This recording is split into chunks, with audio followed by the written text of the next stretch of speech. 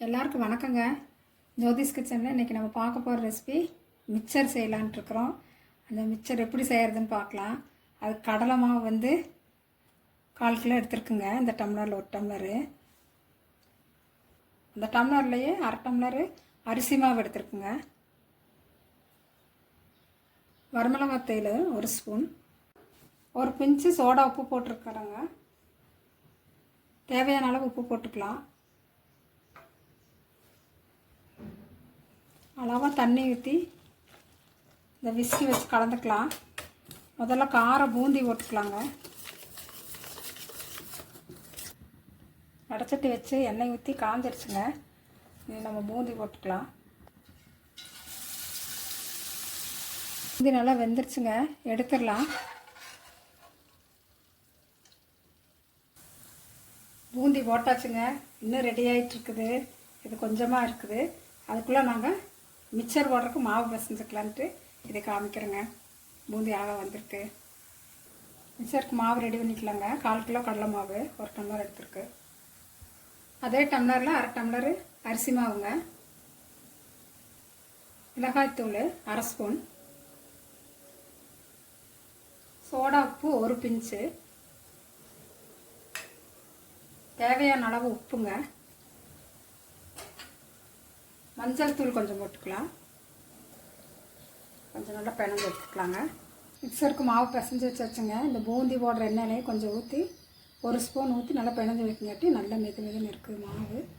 நம்ம இது முறுக்கு சுட்டியில் இந்த மிக்சர் போடுறதுல போட்டுக்கலாம். இது நல்லா எண்ணெய் தொடச்சி உள்ள வச்சுருக்காங்க. மாவு இதுக்குள்ளே போட்டுக்கலாங்க. மிக்சர் போட்டுக்கலாங்க. நல்லா வந்துருச்சுங்க மிக்சரு. மிக்சர் போட்டாச்சுங்க. நீ நம்ம இதுக்குள்ள கலந்துக்கிறதுக்கு அவல், பொட்டுக்கடலை, நிலக்கடலை இது எல்லாமே நம்ம வறுத்து இதில் போட்டுடலாம். பொட்டுக்கடலை போட்டுக்கலாங்க.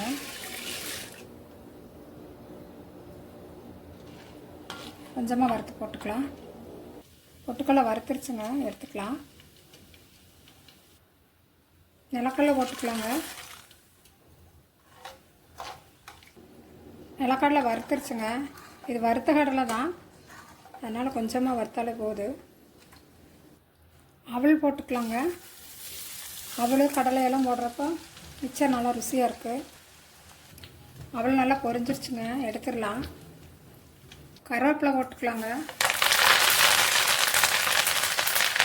கருவேப்பிலை போட்டால் நல்லா மணமாக இருக்குது மிச்சரு. கருவேப்பிலை நல்லா பொரிஞ்சிருச்சுங்க, எடுத்துடலாம்.